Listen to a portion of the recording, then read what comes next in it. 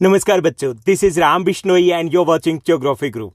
जैसा कि आप अपनी स्क्रीन के ऊपर देख पा रहे हैं, आज हम डिस्कस करने वाले हैं, पढ़ने और समझने वाले हैं क्लास 10th एसएसटी सामाजिक विज्ञान की वर्कशीट नंबर 1 यानी कि कार्यपत्रक संख्या 1 को, जो कि हमारी 6 जुलाई 2021 की वर्कशीट रहेगी। इसमें हम राजनीति विज्ञान, जिसको आप सिविक्स बोलते हो, सिविक्स से रिलेटेड एक टॉपिक दिया गया भारतीय संविधान, इसको हम समझने की कोशिश करेंगे। संविधान क्या होता है और उसमें उद्देशिका क्या होती है। ओके, तो यहाँ वर्कशीट की अच्छी बात यह है कि ये वर्कशीट बेहद आसान है, बहुत इंटरेस्टिंग है।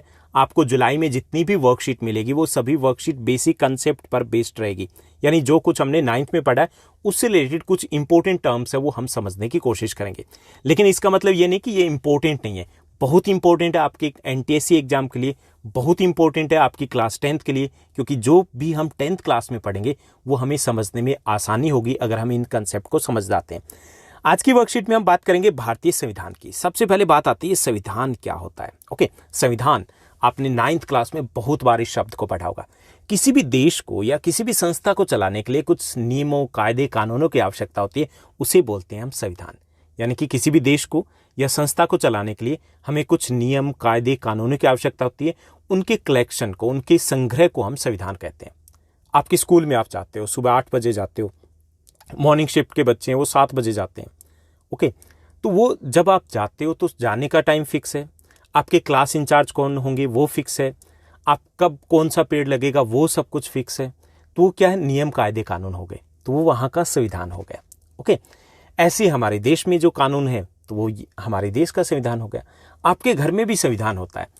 अब आपके घर में और आपके पड़ोसी के घर में डिफरेंस है। जैसे आपके घर में कुछ चीज़ें अलाउ होगी, कुछ चीज़ें नहीं अलाउ होगी, दूसरे के घर में कुछ चीज़ें अलाउ है, कुछ अलाउ नहीं है। जैसे हम बात करें डिनर की, कुछ घरों में रात को 10 बजे डिनर तैयार हो जाता है, कुछ में रात को 1 बजे होता है। ओके, तो वो संविधान हो गया। तो संविधान क्या, किसी भी देश को या संस्था को चलाने के लिए हमें कुछ नियम, कायदे, कानूनों की आवश्यकता होती है, उनके संग्रह को हम संविधान बोलते हैं। अब सपोज कीजिए आपके स्कूल में अगर संविधान ना हो तो क्या होगा, सब कुछ होच पोच हो जाएगा, गड़बड़ हो जाएगा। सारे टीचर कहेंगे फर्स्ट पीरियड हमें लेना है, उसके बाद हो सकता है लास्ट पीरियड के लिए कोई भी रेडी ना हो, गड़बड़ हो जाएगा ना।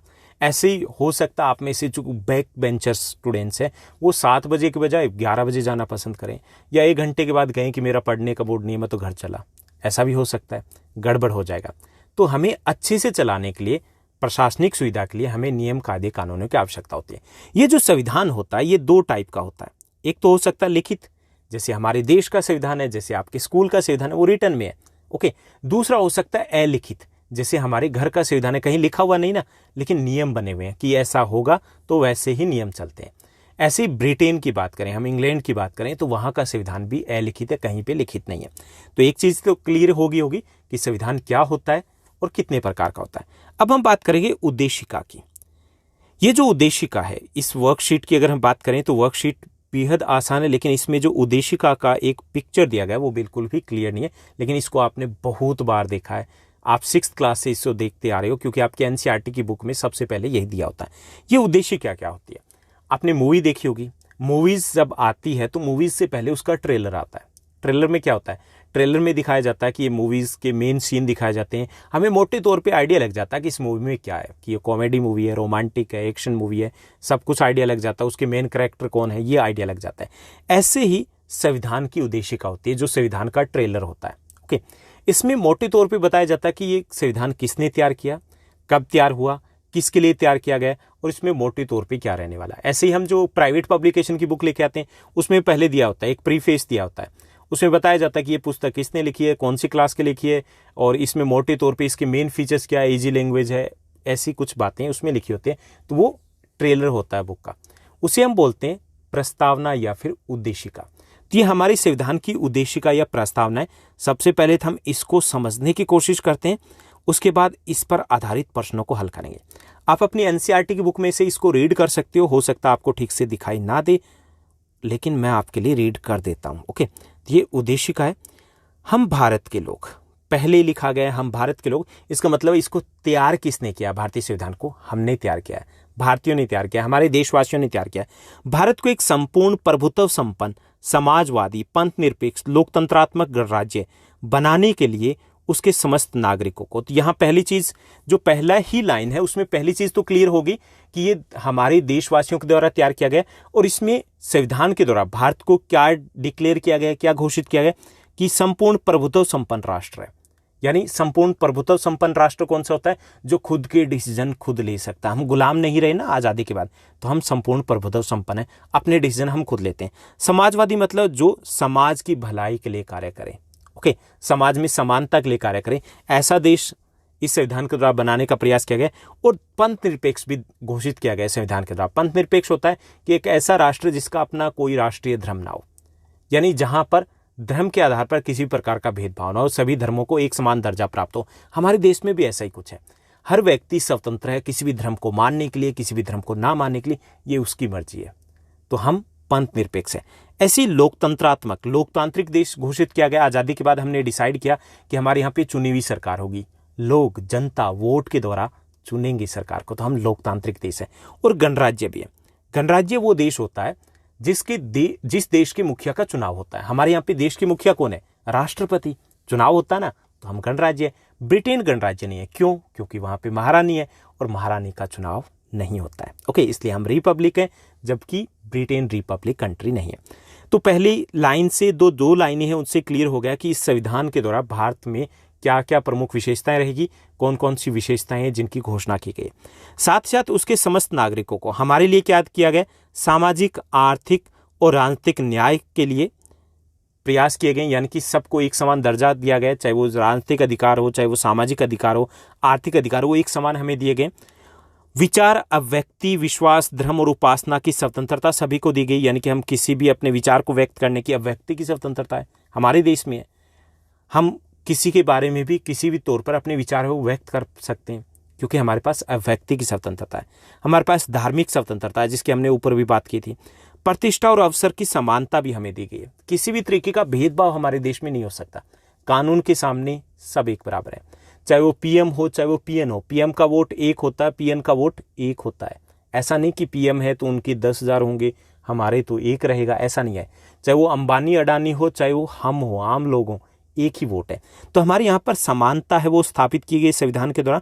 उसको प्राप्त करने के लिए उन सब में व्यक्ति की गरिमा और राष्ट्र की एकता अखंडता सुनिश्चित करने वाली बंधुता बढ़ाने के लिए दृढ़ संकल्पित होकर के इस संविधान में आज हम तारीख 26 नवंबर 1949 को हम अंगीकृत, अधिनियमित और आत्मसमर्पित करते हैं। तो यहाँ पे दिया गया कि इसका मुख्य उद्देश्य देश की एकता और अखंडता को बढ़ाना इस संविधान का, और साथ साथ आपसी भाईचारे को बढ़ावा देना। उस उद्देश्य से 26 नवंबर 1949 को हमारा संविधान बनकर के तैयार हुआ। तो बहुत सारी झलक है हमारे संविधान की इस उद्देशिका से मिल जाती है। 26 नवंबर 1949 को हमारा संविधान बनकर तैयार हुआ था, इसलिए हम 26 नवंबर को कॉन्स्टिट्यूशन डे यानी कि संविधान दिवस के रूप में मनाते हैं। आप अगर स्कूल जब रीओपन थे या स्कूल खुल रहे थे, ऑफलाइन क्लासेस थी, तो उस वक्त हम इस डे को स्कूल में बड़े लेवल पे सेलिब्रेट भी करते हैं, ऑब्जर्व भी करते हैं, ओके। तो 26 नवंबर को हम संविधान दिवस के रूप में मनाते हैं। संविधान को बनने में, हमारे संविधान को तैयार करने में लगभग 2 वर्ष 11 महीने और 18 दिन का समय लगा था, ओके। 2 वर्ष 11 महीने और 18 दिन का समय लगा था। इस संविधान निर्माता समिति के अध्यक्ष थे डॉक्टर राजेंद्र प्रसाद, और इसमें बहुत सारी समितियां बनी हुई थी, ओके, अलग अलग उनको टास्क दिए गए थे। उसमें एक इंपॉर्टेंट जो समिति थी वो थी प्रारूप समिति, ड्राफ्टिंग कमेटी। उस ड्राफ्टिंग कमेटी के प्रेसिडेंट कौन थे? याद है आपको? 9th क्लास में पढ़ चुके हैं। अगर याद है तो कमेंट करके जरूर बताइएगा कि प्रारूप समिति के अध्यक्ष कौन थे, जिनका बहुत बड़ा योगदान था हमारे देश के संविधान को तैयार करने में। तो ये है हमारी उद्देशिका जो संविधान के बारे में बताती है। अब इसी पर आधारित कुछ प्रश्न दिए गए, ओके। तो ये प्रश्नों को हमें हल करना है। पहला जो हमारा प्रश्न दिया गया कि भारत का संविधान बनकर कब तैयार हुआ था?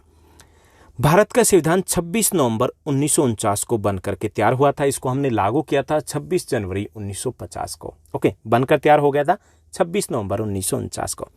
उसके बाद दूसरा जो प्रश्न दिया गया, दूसरा हमारा प्रश्न दिया गया कि उपरोक्त उद्देशिका में वर्णित भारतीय संविधान के कुछ मूल्यों की पहचान कर रिक्त स्थान की पूर्ति कीजिए। तो यहाँ पे ये जो अक्षर दिए गए ये अधूरे दिए गए प्रश्न में, मैंने यहाँ पे पूरे लिख दिए, ओके। तो इनको हमें सॉल्व करना था। तो पहला जो मूल्य है हमारे संविधान का वो है स्वतंत्रता, ओके। दूसरा है समानता। तीसरा मूल्य दिया गया लोकतंत्रात्मक। चौथा पंथ निरपेक्ष। पांचवा गणराज्य है। तो ये 5 प्रमुख मूल्य दिए गए जिनके बारे में हम डिस्कस पहले ही कर चुके हैं कि इनका क्या अर्थ है। उसके बाद हम तीसरे प्रश्न की बात करेंगे जो इस वर्कशीट का लास्ट प्रश्न रहेगा आपका। भारतीय संविधान की उद्देशिका में वर्णित किसी एक मूल्य के विषय में हमें लिखना है। ओके, किसी एक मूल्य की बात करनी है हमें, किसी एक आदर्श की बात करनी है। तो मैंने पंथ निरपेक्ष को चुना कि वो बहुत महत्वपूर्ण है। पंथ निरपेक्ष देश का अर्थ होता है कि राष्ट्र का अपना कोई पंथ या अपना कोई धर्म नहीं है। राष्ट्र में सभी धर्मों को एक समान दर्जा प्राप्त है। सभी व्यक्तियों को धार्मिक स्वतंत्रता है, वह किसी भी धर्म को माने या ना माने ये उनकी मर्जी होती है। तो ये होता है पंथ निरपेक्ष या धर्म निरपेक्ष शब्द का अर्थ। ओके, तो हमारा देश धर्म निरपेक्ष है, यानी हमारे यहाँ पर सभी को धार्मिक स्वतंत्रता प्राप्त है, धार्मिक समानता का अधिकार प्राप्त है। धर्म के आधार पर किसी भी प्रकार का कोई भी भेदभाव नहीं किया जाता है। तो ये थी हमारी आज की पहली वर्कशीट जो आपकी क्लास 10th की थी। उम्मीद करता हूँ बेहद अच्छे तरीके से समझ में आया होगा। अगर आपको ये वीडियो अच्छी लगी, अच्छे समझ में आई, तो इस वीडियो को लाइक करने के साथ साथ अपने फ्रेंड्स के साथ शेयर करना मत भूलिएगा। ऐसे हमारे साथ बने रहेगा। फिर भी कोई डाउट है, क्वेश्चन है, कमेंट करके जरूर बताइएगा, आपको रिप्लाई मिलेगा 100%।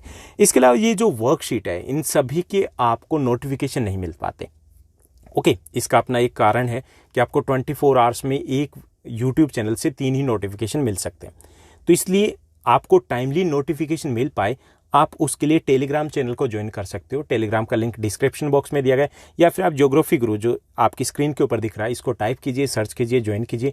वहाँ पे आपको एडवांस में वर्कशीट मिल जाएगी और आपकी पूरे वीक की जो वर्कशीट है हम ट्यूसडे तक निपटा दिया करेंगे, यानी कि आप इजीली पहले एडवांस में अपना वर्क कंप्लीट कर सकते हो।